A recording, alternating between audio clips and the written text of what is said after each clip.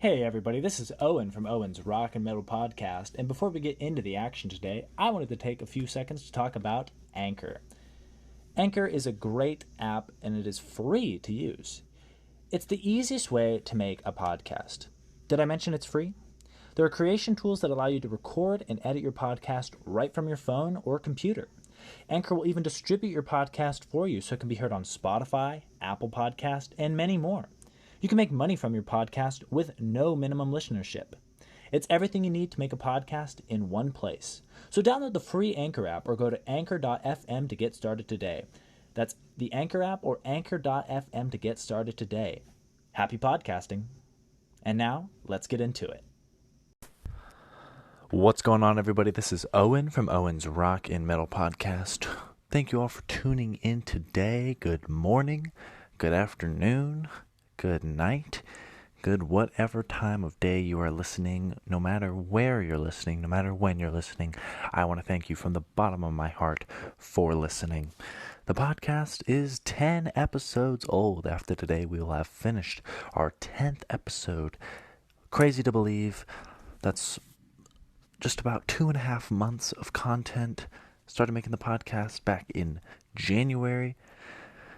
Honestly, not even quite sure what drove me to make a podcast, but one day, I just started, and I just kind of, after doing a little bit of research, that was the biggest thing that I just took away from, was just start. Biggest piece of advice was just start, just go forth, just make your content, and I've been putting out content. I've got next few episodes planned out, and then I'm going to go back to the drawing board and plan out a next chunk. I like to plan my episodes out in chunks at a time. So if you or someone you know has an episode idea that you would like to submit or topics you'd like me to talk about, please let me know. You can message me on Instagram. You can message me on the podcast's account. That's Owen's Rock and Metal Podcast. All one word on Instagram. You can DM me there. Or you can message my personal account, OwenW409, to let me know what topic you want me to talk about. And let me know, of course, any other comments or questions you have relative to the podcast. I'm always happy, and I'd love to have more interaction with fans. I'm also working on setting up a website for the podcast so you guys can see all about me and all about my music journey, my musical experience, we'll call it. So working on that, and I'm hoping to plan out some really cool and interesting topics for you guys so we can have, continued fun topics to chat about in the world of rock and metal. So, happy 10th episode birthday to the podcast. Really happy that we've made it this far, and hope that, we can go tens and tens and episodes until they're piling up, and I'll think back and this will all just seem like a distant memory. But without further ado, let's get into what we are talking about today, and that is a little bit of a controversial topic. I guess it's controversial dependent on who you talk to. I'm talking about hair metal. Hair metal. Talking about the origins of hair metal for a minute. The beginnings of hair metal, which is sometimes also known as glam metal, they come out of the late 70s and into the early 80s. Now we talk about glam metal, and this is Owen's Rock and Metal Podcast, so we talk about rock here too. So there is glam rock, which kind of begins in the early 70s.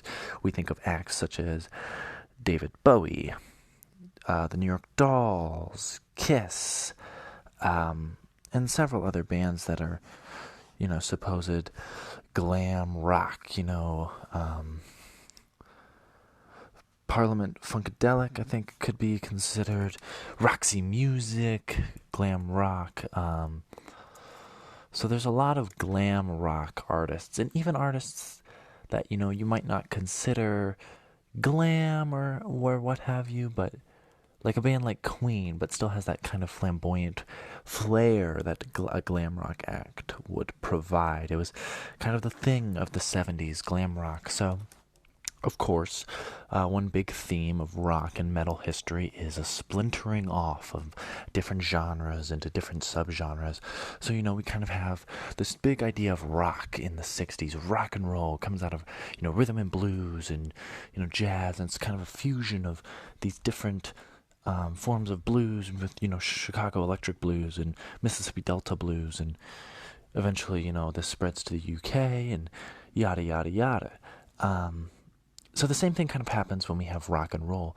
In the 70s, splinters off into many different genres, and glam rock happens to be one of those genres.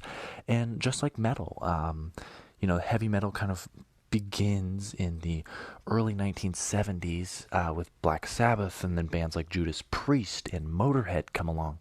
And that's kind of the tree of metal, we'll call it, kind of growing out and sprouting. And one of the extensions of the tree of metal is glam metal, also known as hair metal. Now, the reason I say it's controversial off the top is the reaction that hair metal gets within the metal community.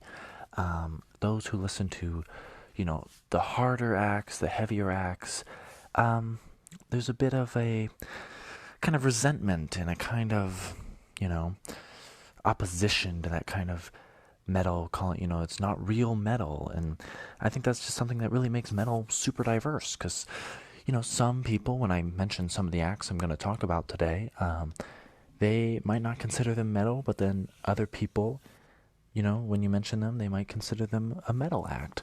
So it just really shows how flexible the term metal is and how diverse it is. And I think it's a beautiful thing. I think it's a great thing. I like hair metal. I like some hair metal. Some of it, is a little campy, a little cheesy, but, cheese can be good sometimes. So we've covered, started in the late 70s, early 80s. If we're talking about regions of where this occurs, it's primarily on the West Coast. The LA Sunset Strip is where it kind of originates out of, some coming out of New York City as well. But those two big cultural centers on the coasts are where hair metal sprouts out of. So when we talk about hair metal, fashion and image and makeup, those are things that are really important to the artist. The look, it's glam, it's got to be kind of big hair. If you've ever seen any pictures of some of these hair metal acts or glam metal artists from the 80s, you'll definitely notice the hair and how much different it is from contemporary hairstyles. And obviously, people know kind of 80s, bigger hair, things were different back then, of course. So another thing just kind of goes along with hair metal, big hair. It's in the name for a reason. So there's a lot of components of the music that make up glam metal. It's heavy metal, and the reason I believe that it's called kind of heavier metal likely has to do with the instrumentation that's being used and the structure of the song. We got heavier sounding guitars with, distortion, and the hair metal and glam, there's a lot of, like whammy bars and a lot of, funky stuff going on. Sometimes there's greater synth involvement than you would find in a normal metal band. And I say normal, like that's clearly defined. I'll say like a classical metal band, like a classic metal band that you would think of that first comes to mind. So there's kind of a different style going on there. It's more pop oriented. It's more made for radio, made for TV, and especially during the 80s, being made for TV was the thing. Music television, otherwise known as MTV, came about during this time period, and of course, music videos, it became a whole new venue, a whole new medium where artists could put their content out there to be viewed by tons of people. It was a big phenomenon, and obviously MTV is not what it was once upon a time, long before I was even a thought. But MTV and hair metals, bands, artists, they were definitely they could easily be found on MTV, much more so than you would find, say, Anthrax or Megadeth, especially in those bands' early days, before those bands kind of reach their prominence, which really doesn't happen until the later 80s or early 90s when people get ready for a heavier sound, especially in metal. But we will talk about the downfall of hair metal here soon enough. So today's topic, we're talking about hair metal, kind of laid out what it is, glam metal. So I'm just going to go down a list of some bands that I enjoy, talk about each one a little bit in depth. The structure here is just kind of going to be similar to episode number 7, where I talked about some of my favorite bands from the 1970s. If you haven't listened to that one, maybe go back and check that one out. I had a good time doing that one, and I think you might enjoy it if you enjoy talking about glam metal. But without further ado, the first band that came to mind when it was, hair metal. What bands do I want to talk about with hair metal, The first band that came to my mind was Motley Crue. Motley Crue is iconic. They are still relevant today. And that's the thing with a lot of hair metal bands. I feel, at least, that, they don't always, have longevity in terms of their career. And Motley Crue is a band that has certainly remained relevant. They're pretty successful, pretty popular in terms of their music. A lot of their songs can still be heard on rock radio today and are probably familiar to a lot of people. Songs like, Dr. Feelgood, Kickstart My Heart. Kickstart My Heart is probably my favorite Motley Crue song. There's, Home Sweet Home. There's other Motley Crue songs. Let me think. Shout at the Devil, Girls, Girls, Girls. And, Motley Crue kind of known for their look. If we pull up a picture here of Motley Crue, the eyeliner, the big hair, the funky looking outfits, with you just look at a picture of these guys and it's like, what the hell? But Motley Crue, definitely good. They do their own thing, and with the release of the movie, the Motley Crue movie, The Dirt, I believe that came out now 2 years ago, that really helped keep them relevant, so to speak.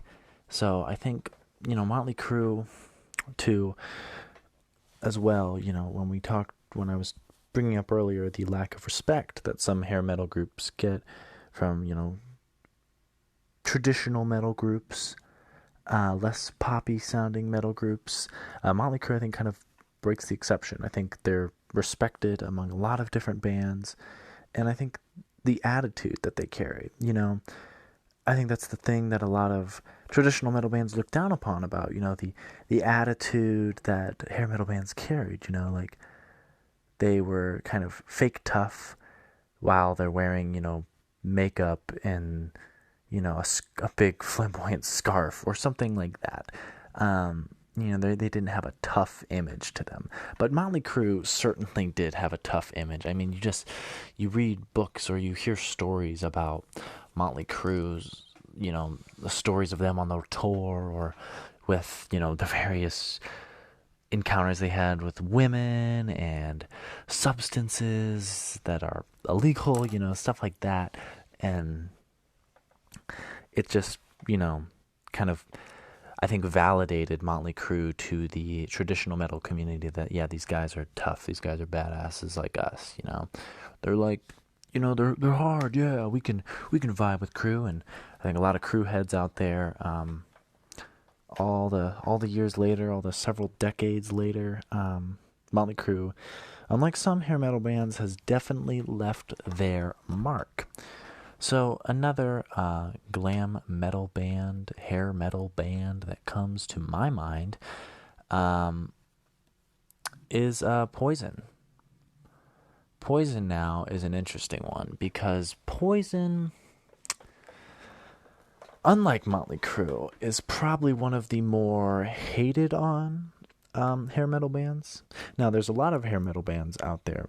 The 80s, it was a time when, the sound, it was not copycat, but it was very similar. It was a very similar formula.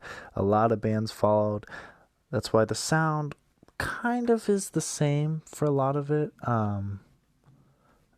So I think you have a band like Motley Crue, who stands out and gets remembered and is played for years and years and years.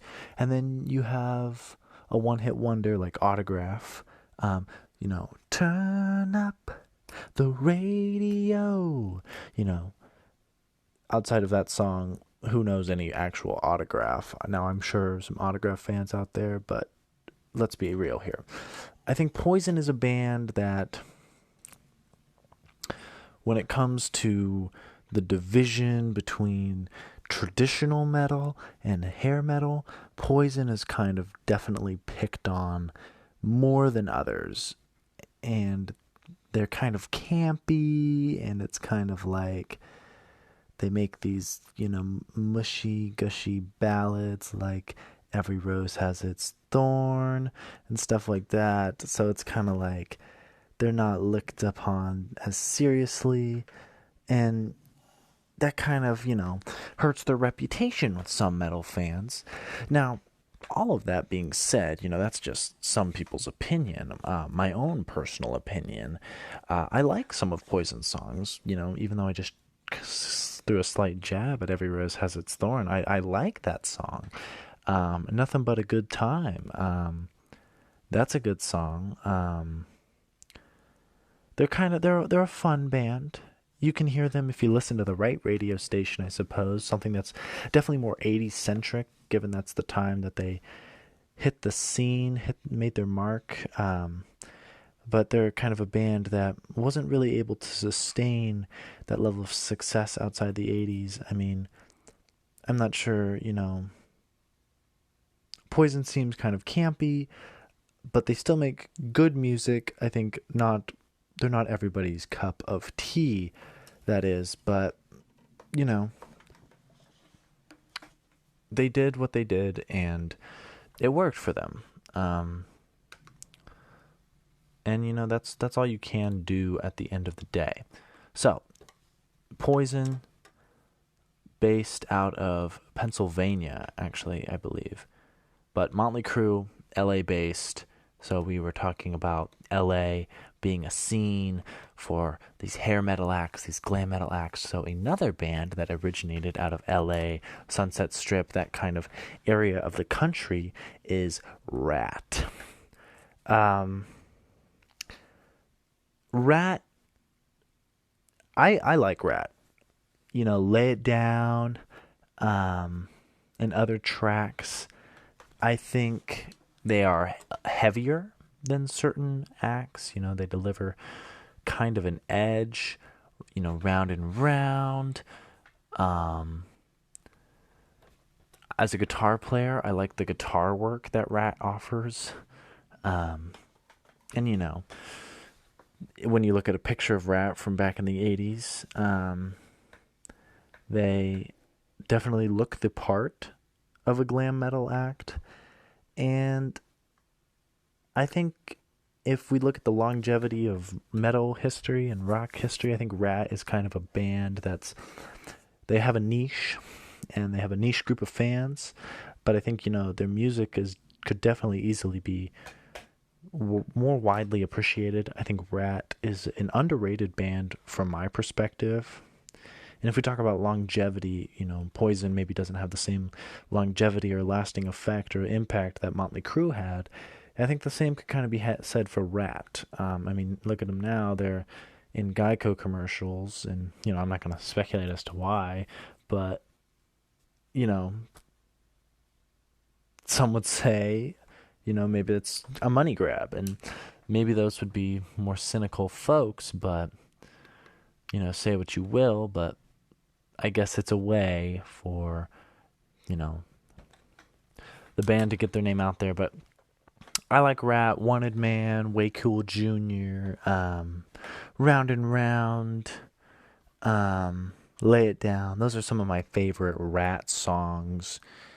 And, they're kind of heavier. They're not as campy or as poppy, but I think something that really separates and gives these acts this poppy sound while remaining kind of heavy is the vocals. I think the vocalists all kind of have, they're not singing kind of lower range, dirtier stuff. They're singing higher pitched, but it's different than the higher pitch that like Rob Halford or Bruce Dickinson would use. It's more of its own unique flair, and kind of these choruses that are fun to bop to. That's kind of where the poppy nature comes in, but that is how I would kind of break down the divide between what gives these hair metal acts their pop sound and what doesn't. So continuing on to hair metal bands that I'm a fan of, Quiet Riot is a band that I had written down and I had been thinking about. Now Quiet Riot is interesting because they originated in 1973. It was when they formed, and there's kind of two halves to Quiet Riot from my perspective. So Randy Rhodes, the great guitarist for Ozzy Osbourne, was in Quiet Riot in the early days, and they had Quiet Riot and Quiet Riot 2, and Quiet Riot 2 came out in 1978, and I think that was the last album to feature Randy Rhodes on guitar. And then 1983's Metal Health comes out from Quiet Riot, and that's a pretty iconic album cover. The guy with the light green pants with like the purple leather straitjacket and the iconic, kind of Quiet Riot mask that kind of became their logo for the band. That's where I think they kind of hit the mainstream, and that's where I pick up my Quiet Riot listening. I know songs from that album, and then there's Condition Critical, which comes out in 1984. But Metal Health, I think, is kind of where they make their mark. If we're talking, longevity has kind of been a theme of this episode. I think that's kind of where they can be remembered. The content on there, Come On Feel the Noise, Bang Your Head, and then Metal Health, well, what that is, Bang Your Head. Those are songs that you'll definitely hear on rock radio. It's not as, it's not going to be what they play all the time, but it's definitely going to get its fair share of the spotlight. And, I would consider them glam metal for the same reason I would consider, some of these other bands, it's the look.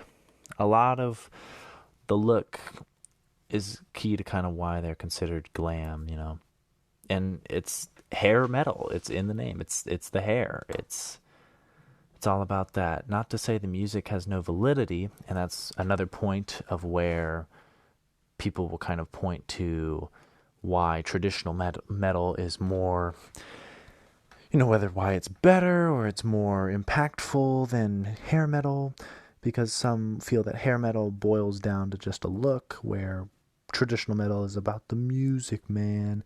And I guess it all depends on what side of the fence you sit on in that debate, but I think the music that comes from some of these hair metal artists is quality music, and I think, there's nothing wrong with liking hair metal. So another hair metal band that I'm a fan of that, they're popular, but there's definitely more popular hair metal bands that I could have chosen to talk about, but I really want to talk about this band, and that is Cinderella. Cinderella originates out of Philadelphia, PA, in 1983, so the early 80s. And they're very commercially successful, some multi-platinum singles throughout the 80s. As I'll mention, we talked about the rise of hair metal and how it kind of comes out of glam rock and just kind of gets a little heavier in the late 70s, early 80s. Then MTV comes around and circulates, and Cinderella was a band that really took advantage of, didn't really take advantage, but they were, shown on MTV a lot. They were, not to say MTV darlings, because everybody was hungry for attention from MTV, but Cinderella, a lot of their views and attention came through MTV. Some of their big songs, Nobody's Fool, it's kind of a ballady, softer song, which is kind of something I think a lot of hair metal bands have at least that one song. Motley Crue's got Home Sweet Home, Poison's got Every Rose Has Its Thorn. I'm sure Rat has one, but I can't think of one off the top of my head. I'm sure Quiet Riot has one, but it's just not one of their more popular tunes. And Cinderella, Nobody's Fool. And I like Tom Kiefer. I like his voice. Shake Me, like that song. Shake me all night, all night. Guitar player for them is no slouch. Don't Know What You Got Till It's Gone, another good one. That might be their biggest song. It's between that and Nobody's Fool, I think. And I like Gypsy Road. Gypsy Road is probably my favorite Cinderella song, but Cinderella, I think, is underrated in the grand scheme of things. They're not really that relevant today. I believe they're not even together. They're maybe not even touring at this point, but Cinderella, and the name too, Cinderella. I remember as a kid, my mom would be taking me to school, and then Cinderella, that stuck with me, that name. That I thought it was interesting, and the songs were good enough to stick with me as well. So Cinderella, I think, one of my, maybe not if you look at all the things that are considered hair metal, because that's another thing. Where do you draw the line? Is Def Leppard hair metal? Some would say yes. Is Bon Jovi hair metal? I would probably say yes. Or, are they just harder rock guys with big hair? Is hair metal just anyone with a big old poofy set of hair? So those lines in the sand, they kind of be drawn differently. Warrant, Warrant, they're probably another, like I mentioned, Autograph. Cherry Pie for Warrant, and outside of that, do you really know much Warrant? Warrant's a little more impressionable and a little more impactful long term than Autograph, I'd say, but they're on that same kind of tier, I'd say. There's other acts like Whitesnake, and all these bands that kind of came in through the late 70s, early 80s, sold their records, got views on their videos, sold a lot of tickets to shows, I'm sure, through the 80s. And then, something happens. We go into the decline of hair metal, which begins in the late 80s. The last hair metal band, because people point to, it's a defined time when hair metal is, when these, because it was a happening scene out of LA that really was producing a lot of these hair metal acts that kind of shared this similar sound and this look and this tone. And Guns N' Roses comes out in the mid 80s, also out of LA, and they kind of break the mold. they kind of make a different sound, something with more of an edge to it, less produced, and that's kind of some consider them the last hair metal band, and the question, and when calling them a hair metal band, it doesn't even seem to fit that well, because they don't exactly dress like those other bands. They don't exactly share the same attitude as some of those other bands. Some of these other bands, they're poppy, they're MTV darlings. Guns N' Roses, it's kind of more of an edge and aggressiveness to them. And, if you like Guns N' Roses, episode number 3, I talked about their debut album, Appetite for Destruction. So maybe you consider going back listening to that one if you haven't already. But Guns N' Roses, Appetite for Destruction comes out. It kind of changes the way that people want their music. Kind of changes what people want to hear, kind of changes people's appetites. I think it's I think that's fair to say.